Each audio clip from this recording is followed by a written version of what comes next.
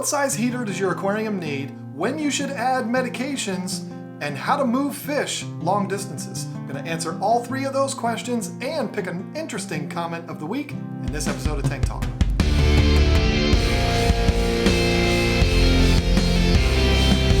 Hey folks, it's John with KG Tropical. Super excited to be bringing you episode 4 of Tank Talk, where I'm answering your questions that were put down in the comment section of this video or any of the Tank Talk videos. If you have a video that you want to attach to your question, send that over to kgqa@gmail.com. Let's get right in to the first question. First question came in a long time ago, and again, I had to pull these questions from an old list of emails that I had, just so that I had something to do for these first few episodes. This will hopefully be the last episode that I have to do that, and we'll do all current questions from that point on. But this one is from, I don't know the person's name, but he says, "Hello, sir, it would be my pleasure to get help from you. I need help from you. I have this aquarium in my house. Its size is 60 inches length, 24 inches height, 15 inches birth. So how much watt heater should I keep in my tank? I kept 300 watt heater. It's not effective. My aquarium's has about 93 gallons of water, so please help me." And I've included a picture here. All right, so the general rule that I like to stick to when it comes to heaters is using 5 watts per gallon. That's the way I've always done it when I'm trying to calculate what size heater I need. So I know better than to try to do math on videos. I've made that mistake before and been wrong, and it's haunted me ever since. So I actually have all of the numbers written down here so that I make sure I don't look like even more of an idiot than I normally do. So your aquarium, Mr. Unnamed Person, is 93 gallons. If you multiply that by 5 watts per gallon, that would mean you would need a 465 watt heater. Now, they don't make a 465 watt heater that I've seen. They don't have heaters that are specifically for every size aquarium. So sometimes you have to mix and match to get the right amount. But the heater that you're using, a 300 watt heater, is a big heater, but that's really only going to be, if you're using 5 watts per gallon, enough for a 60 gallon aquarium. Now, I know there's a lot of people right now that are watching this saying a 300 watt heater for a 60 gallon aquarium, that's ridiculous. Well, that's how I do it, because I've always gone the bigger is better method, or philosophy, I shouldn't say method, but my reasoning behind that is the bigger the heater is, the easier it's going to be to maintain a temperature in a smaller aquarium. If you have a heater that's too big for the tank, it's not going to have to work as hard to heat up that smaller body of water. Does that make any sense? If you have just the right size heater for your tank, it's going to have to work really hard to keep the heat up to temperature in that tank, especially if you're going to be one of those people that keeps your tanks really warm, like 84 degrees or something like that. So having a larger heater it's not going to have to work as hard as a smaller heater. So in your case, again, whatever your name is, you're going to probably want to go with 2 heaters to be able to get enough wattage to appropriately heat your tank. And what I would do would be to buy heaters that would accommodate 500 watts. So 250 watt heaters, that's going to be giving you more than enough watts to keep your tank heated up. And also, if one of them fails, which heaters do fail, if one of them fails, it's going to make the other one work really hard, but at least you're not going to be doomed. That's the other thing. Now, I'm not practicing this in this tank right now. I wish I was, but I always like to have more than one heater just for that reason. If one goes out, the other one will be there as backup. The only problem is you never really know that the heater went out because, the other one kicks in and then you just don't really know. How are you going to know? But anyway, I still like to do that. It makes me feel better. When I had my 240 set up, I had 4 300 watt heaters in there. Or did I have 5? I don't remember. I had a whole bunch of heaters in there just in case one malfunctioned, you would have the others that would back it up. So, and it always worked out well for me, but bigger is always better, and go by the 5 watts per gallon rule. 93 gallon tank. You know, it's 465 watts that you need. But again, just go up to 500. Get two 250 watt heaters, or a 300 and a 200. You've got the 300 already. Add a 200 watt heater in there. You should be good. Next question comes from somebody I see quite a bit in live streams and stuff like that, Jamie McDonald, and he sent this to me way back in 2016. So hopefully you can forgive me for this, Jamie. But the question is, do you always change water before treating fish with medicine? Is the percentage of water changed meaningful, or just a guide to know how much other stuff to add, prime, and salt? Is Seachem's cichlid lake salt the same as regular aquarium salt, or would you add aquarium salt too? That's all I got for now. Keep up the great videos. Thanks for all you do. That's a whole lot of questions in one.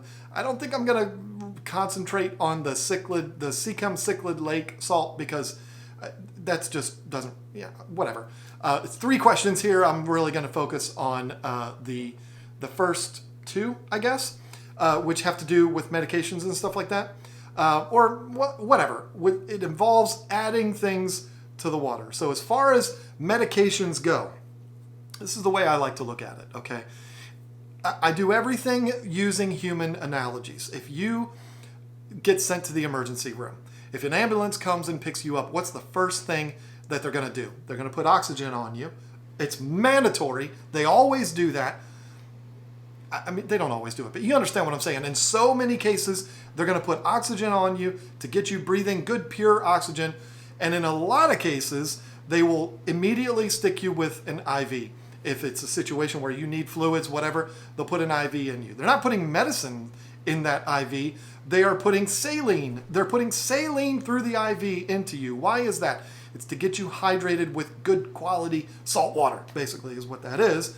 And then oxygen, good clean salt water to hydrate you, and good clean oxygen to breathe. Why do they do that? Because they know that if you have this running through your body, these good, pure quality things, it's going to help you to receive whatever medications they're going to give you and all that kind of stuff. It's mandatory. Just like with fish problems, every single fish keeper that you talk to, when you have a problem in your aquarium, the first thing they're going to say is water changes. Why is that? It's because it's giving you a better starting point. If the water's good and clean, then that's going to help the fish to recover faster, just like IVs of saline and oxygen are going to help a human being recover faster. So being in a better environment, breathing healthier things is going to help you to recover faster and get over whatever it is that you're dealing with. So the answer to your first question, do you always change water before treating fish with medicine, is yes. And it's for that reason. Let's get the water good and clean, and then we can add our medications. I hope that makes sense. It's just the first thing. It's like putting that saline drip into a person's IV right off the bat and putting the oxygen mask on them. Let's get the water clean. Let's get the environment clean, and then we can start talking about medicating the fish. So I hope that makes sense. Does it have to be done that way? I don't think so, but that's the way I like to do it, and most people I know like to do it that way. So there you go. Is the percentage of water changed meaningful, or just a guide to know how much other stuff to add, prime, and salt? I have always, since I started fish keeping, it cost me more money, but I've always done it this way. When I do a water change, I use right now prime, and I also have the Fritz water conditioner. They gave it to us at the Aquatic Experience. Very nice of them to do that, and also for them to sponsor the booth. But I keep those 2 things in here right now. They both are equally as good as far as I'm concerned. They both stink just as bad. But I have always treated the tank, or not treated, but put in as much, dosed as much as I would if the tank was empty. What I mean by that is that's a 75-gallon tank. When I do a water change, no matter how much of a water change I do, I put in enough prime to accommodate 75 gallons. It keeps it easy. I'm not doing any math, and it doesn't hurt anything. If you put a few extra mils of water conditioner in your aquarium, it's not going to hurt your fish. It's not going to hurt your cycle or anything. It's not going to have any ill effects whatsoever. I mean, maybe if you dump the whole bottle in there, but who's doing that? So that's how I do it. Whenever I do a water change, I put as much water conditioner as needed for the entire tank. Not just, well, I changed out 27.5 gallons, so let me put this. No, I just do it all for 75 gallons. And if it's a 10-gallon tank, I treat it for 10 gallons. I hope that makes sense. That's how I've always done it. And the cichlid lake salt that you were asking about, I don't know. I don't even know the answer to that question. So thank you, Jamie. And let's move on. Let's get to the comment of the week. Today's comment of the week is going to be another fun one. We're going to have a good time with this. I put out a video. I don't know when this video is going to go up. So it was probably a month and a half ago when you're watching this, or even more. The video was about 4 fish that I received for that tank from Jay Wilson. He had them sent to me through the, or had them sent from the Fish Hut of New Jersey. I was very thankful for that. It was a surprise. I didn't ask for it. He just said, hey, sending you fish. And I thought that was really cool. And I did a video all about that. As of recording this video, the fish are fantastic. They're doing extremely well. They're very healthy. They're very happy, and everything is beautiful with those fish. Again, thank you, Jay Wilson. But this comment was put on that video that I did about those fish. And the individual said, no quarantine? Bold move, Copper. Let's see how it works out. Well, as of recording this video, that was a little over a month ago, and it's worked out absolutely perfectly. Here's the deal. Here's the deal with these kind of people. Okay, I'm not mad at this guy, Ricky, because people are going to do what people are going to do on the internet. But I believe, and I know this as fact because I know somebody that's this way. There are people out there that watch a video and they don't watch it and say, you know what, this is a lot of fun. This is cool. Look at those beautiful fish. Maybe I can learn something. They watch the video with the sole intent of finding something wrong with it. And then when they find something wrong with it, they say, you know what, I'm going to make sure that that person knows my opinion on what it is that I dislike about this video. And so this guy, who has probably never quarantined a fish a day in his life, saw that I took these fish, oh my God, and I put them straight in the tank and I didn't quarantine them, which people have been doing forever. But he decided that it was time to call me out on that. But again, this is just somebody looking at it and saying, you know what, I got to find something to say. So this is what I'm going to say. Rather than saying, you know what, that was really cool what Jay Wilson did. That was really neat. They sent you some really beautiful fish. No quarantine. No quarantine. Bad move, Copper. Not quite sure what a copper is. Let's see how it works out. It's worked out beautifully. I talked to a guy, and he's going to remain nameless because there's no reason, but I talked to somebody the other day. We were talking about YouTube and talking about videos, and I had put out a video that I was really proud of, and I asked him, because I respect his opinion, I said, what do you think about that video that I put out? And he said, you don't want to know. And I said, what do you mean? And he said, well, I'm really bad at saying things that I like about something. I'm really good at finding flaws. That's what I'm the best at, is finding flaws. And so you don't want me to talk about that. And of course I said, well, now I have to know.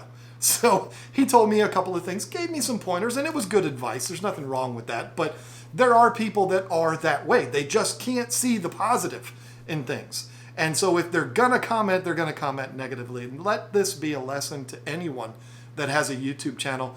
You are going to deal with this kind of stuff. This isn't an overly horrible comment. It's just some guy that thinks he's smarter than me that wanted to make sure he knew, or I knew, that he doesn't like the fact that I didn't quarantine these tanks. I mean, these fish. I mean, it's gonna happen. These kind of comments are gonna happen. I get a lot of way worse comments than this, but this one was the only one that really stood out when I was searching for a comment for this video.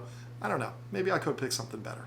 Next question comes from Ryan Grit. Ryan Grit moved a while back, and he sent me an email asking me a question about some advice on his move, and here I am almost 2 years later, over 2 years later, finally answering. Sorry, Ryan. But anyway, Ryan says, hello, first of all, thanks for everything you do for the hobby and for your great online shop, which unfortunately no longer exists and didn't exist then either. But anyway, thank you, Ryan, for the kind words. My question is, I am potentially moving from Chicago to Las Vegas in the next couple of months for work. But I'm very worried about how I'll move some of my fish. My initial thoughts are 5-gallon buckets and sponge filters with battery air pumps, but it's a 20-hour drive.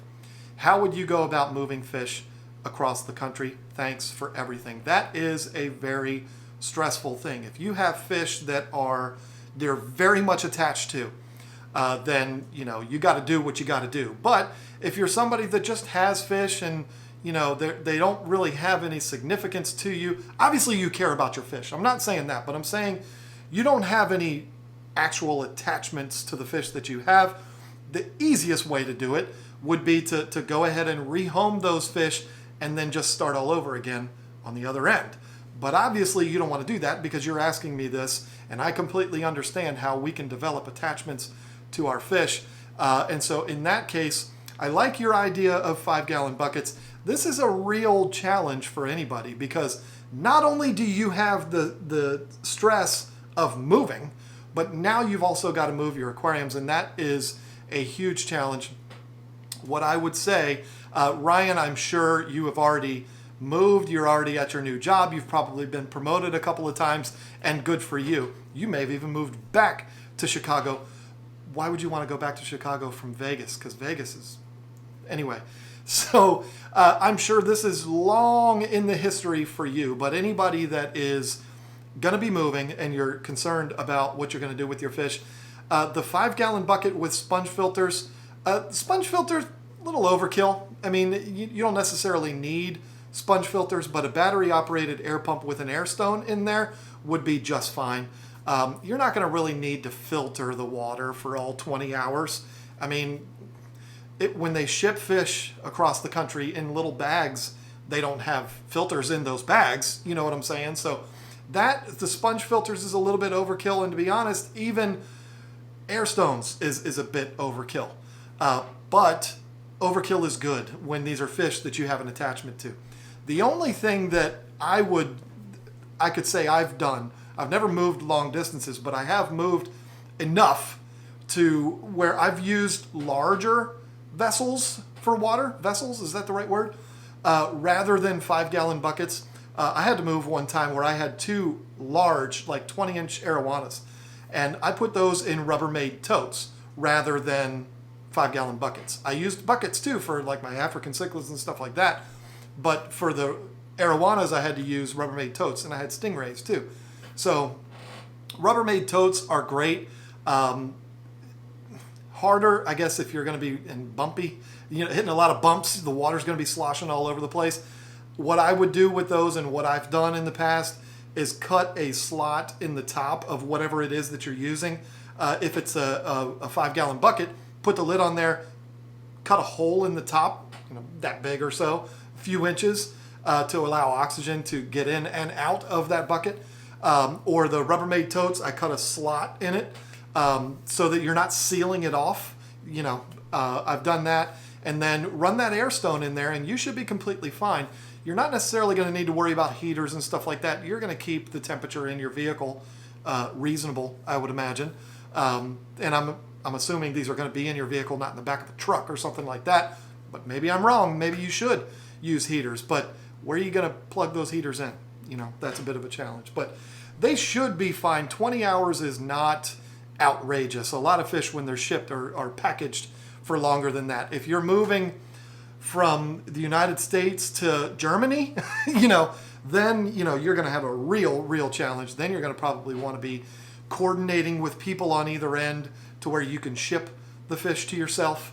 But that's a whole other video right there. I mean, and I've never had to deal with anything like that. But using buckets or Rubbermaid totes, cutting that slot or hole in the top, running your airline in there with some battery operated air pumps is definitely going to be good. And you don't have to have those running the entire time.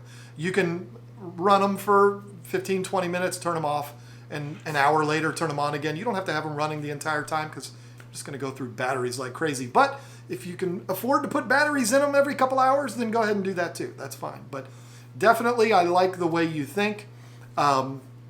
If you're concerned about the water quality getting too bad in your trip, Just have enough water in there. Don't put your fish in that much water. Have enough water in there for them, and also maybe put some prime or something like that in there. If you're overly concerned, you can do the whole methylene blue trick, but I wouldn't even do that. I would just prime, airstone, you're good. Don't feed them. Maybe fast them for a couple of days before you move so they're not pooping while they're on your trip, and that should help too. So there you go, episode 4 of Tank Talk in the books. This has been so much fun. I hope you've enjoyed it as much as I have. If you want to see your questions get answered, put them down in the comments below.